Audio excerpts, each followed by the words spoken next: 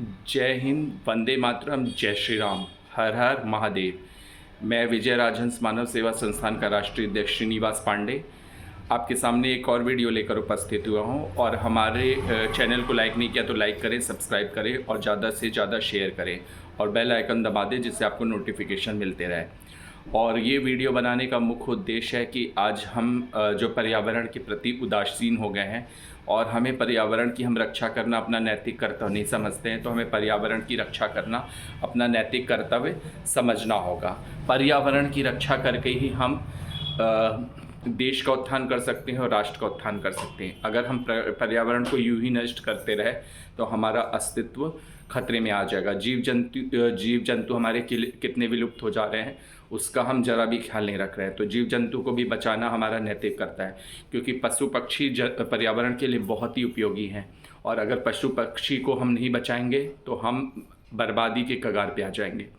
और ये देख रहे हैं आप, आर्टिफिशियल पेड़ है, लेकिन ये आर्टिफिशियल पेड़ है शोभा के लिए है, लेकिन आपको नेचुरल पेड़ लगाने होंगे और नेचुरल पेड़ से ही है। और हमने कोरोना काल में देखा कि ऑक्सीजन की इतनी किल्लत हुई और कोरोना से ठीक होने के बाद भी लोग टहलने जाते थे कि उनको ऑक्सीजन लेवल मिले, तो इतनी ज़रूरत पड़ी। तो हम पर्यावरण को सुरक्षित करेंगे तभी तो हमारा ऑक्सीजन लेवल सही होगा। और हमारे नेचर के लिए क्या ज़रूरत है? Oxygen, nitrogen, carbon dioxide. Carbon dioxide खींचता है प्लांट और नाइट्रोजन हमें फर्टिलाइज़र और हमारे फूड जो होते हैं, फूड हमें के लिए बहुत ज़रूरी है।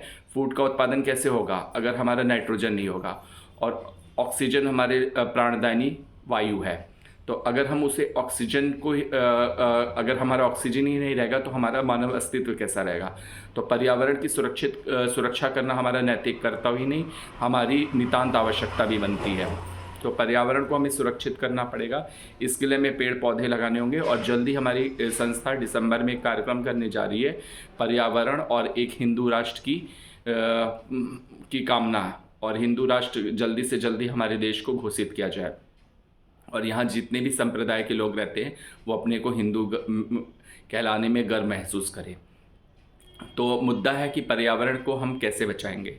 तो पर्यावरण को बचाने के लिए सबसे पहले आप आसपास स्वच्छ रखें, पेड़ पौधे लगाएं। गंगा में अपना कूड़ा कचरा नहीं भेजें। हम अभी भी देखते हैं जो दशाश्वमेध घाट है वाराणसी का या 80 घाट है, वहाँ तो साफ सफाई होती, लोग साबुन नहीं, लेकिन कुछ लोग चोरी है साबुन का इस्तेमाल गंगा में करते भी हैं। और मतलब पुलिस भी उदासीन बनी रहती है।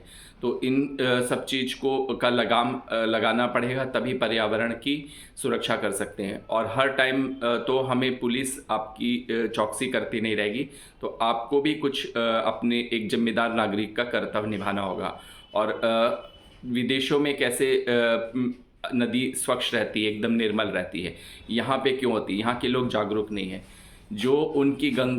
जो गंगा उनकी मोक्षदायिनी होती है उसी को वो नष्ट करने में तुले हुए हैं। मल मूत्र त्याग देते हैं, कपड़ा धो देते हैं और डिटर्जेंट पाउडर का इस्तेमाल करते हैं। तो ये कहाँ की नैतिकता बनती है कि आप गंगा में डिटर्जेंट पाउडर मल मूत्र त्यागें? और गंगा जो हमारी जीवनदायिनी है और गंगा जो शिव की जटा से निकली और अवतरित हुई है, तो क्या उसने इसीलिए वो अवतरित हुई थी इस धरती पे कि आप उसको मैला कुचला करें? और हम पेड़ लगाएंगे तभी हमारी जीवन सुरक्षित रहेगा। अगर हम पेड़ नहीं लगाएंगे तो हमारा जीवन सुरक्षित नहीं रहेगा। और जिस प्रकार से माननीय योगी आदित्यनाथ जी और नरेंद्र मोदी इस देश के विकास के लिए कार्य कर रहे हैं और इस वाराणसी के लिए कार्य कर रहे हैं और कॉरिडोर विश्वनाथ कॉरिडोर बन रहा है, काशी विश्वनाथ कॉरिडोर बन रहा है और हर तालाब का कायापलट हो रहा है, लेकिन कॉरिडोर बनने से ही नहीं हो सकता है। लोग अपना थूकना बंद करें और अपना कूड़ा कचरा फेंकना बंद करें रोडों पे, तभी हमारा देश विकसित होगा और साफ़ सुथरा रहेगा। हमारी महापौर जो सम्मानित महापौर है मृदुला जायसवाल जी, वो नारा देती हैं निर्मल काशी की धारा, गंगा की धारा, स्वच्छ हो हमारा काशी।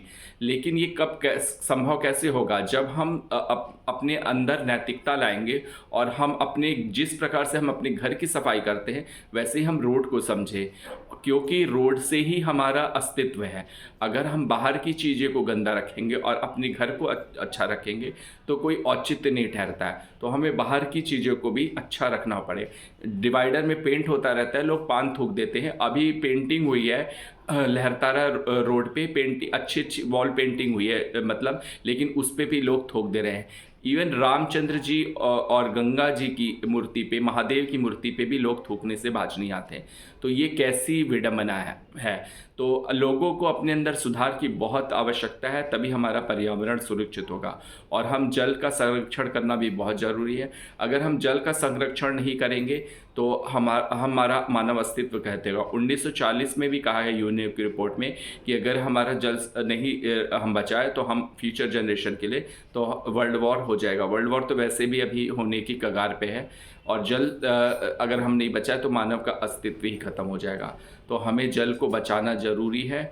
और हम अगर हम एक तरफ ब्रश करते रहते हैं और वॉश बेसिन खोल देते हैं, और जो कि मतलब हमारे जल को वेस्टेज इतना ज़्यादा कर देता है कि नहीं, एक एक बूंद के लिए 18 किलोमीटर 30 किलोमीटर राजस्थान की औरतें अपने सिर पे मटका लिए चलती हैं। तो हमें उनकी पीड़ा को सोचना होगा। और हम यहाँ पे जल को वेस्ट करने में अपना गौरव समझते हैं। तो जल को वेस्ट ना करें। जल का एक एक बूंद जल का हमारे लिए बहुत कीमती है। उसको अपने सोने और डायमंड से कम ना समझे। जिस प्रकार हम सोने और डायमंड की रक्षा करते हैं, वैसे ही हमें जल की रक्षा करनी पड़ेगी, तभी हमारा पर्यावरण सुरक्षित रहेगा और हम पर्यावरण के अस्तित्व को बचाएंगे।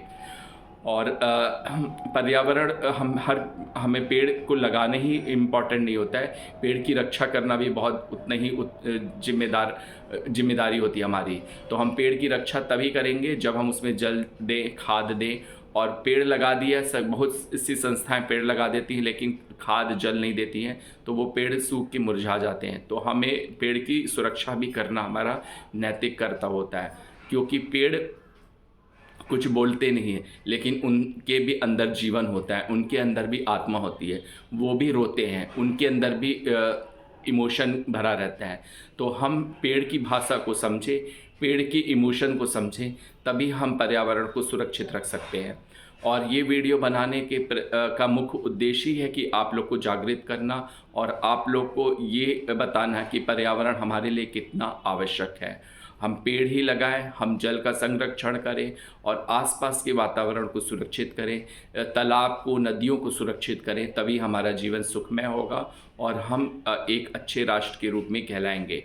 हम विदेशों में हमारा उपहास बन जाता है, तो इसका मुख्य कारण है कि जो हमारे अंदर जो गंदगी फैली है उसको हम नष्ट नहीं कर रहे हैं और अपनी गंदगी को पूरे विश्व में जग जाहिर कर दे रहे हैं। तो उस गंदगी को जग जाहिर ना करिए। अपने अस्तित्व और आपका सम्मान आपके हाथों में है। ये तभी संभव है जब आप साफ सुथरे रहेंगे, आस पास के वातावरण को स्वच्छ रखेंगे, गंदा नहीं करेंगे। जिस प्रकार से स्वच्छ भारत का सपना गांधी जी ने देखा और उसको आगे क्रियान्वित कर रहे हैं हमारे यशस्वी प्रधानमंत्री नरेंद्र मोदी, तो हमें उनके साथ कंधे से कंधा मिलाकर चलना होगा। वो आपके आसपास झाड़ू लगाने नहीं आएंगे नरेंद्र मोदी जी। वो अगर उनके पास इतना समय होता तो शायद वो आ भी जाते और आपको तब कुछ शर्म आती अपने प्रधानमंत्री को देखे, लेकिन उनके कंधे पे बहुत बोझ है, पूरे देश का बोझ है, तो वो ये संभव नहीं है। तो आप उनके के लिए बोझ ना बने, उनके कंधे से कंधे मिलाकर चले, तभी हमारा देश एक स्वच्छ देश होगा और हम एक आदर्श प्रस्तुत कर पड़ेंगे विश्व में। हमारा उपहास हमारी गंदगी के कारण ही उठता है। लोग हमारी संस्कृति और सभ्यता के लिए खींचे चले आते हैं। और अभी इंडोनेशिया के राष्ट्रपति की लड़की हिंदू धर्म में परिवर्तित हो गई, तो किस वजह से हुई? क्योंकि उसे हिंदू धर्म एक गौरवशाली धर्म लगा। और हमें अपने धर्म की रक्षा करनी है, हमें राष्ट्र की रक्षा करनी है और आसपास के वातावरण की रक्षा करनी है, तभी हम एक अपने देश को महान राष्ट्र के रूप में परिणित कर सकेंगे। और इसी के साथ मैं अपना वीडियो समाप्त करता हूँ। जय हिंद, जय भारत, वंदे मातरम, भारत माता की जय। और अगर आपने हमारे चैनल को लाइक नहीं किया तो लाइक करें, सब्सक्राइब करें और कमेंट बॉक्स में जय भारत माता ज़रूर लिखें। जय हिंद, जय भारत माता, वंदे मातरम।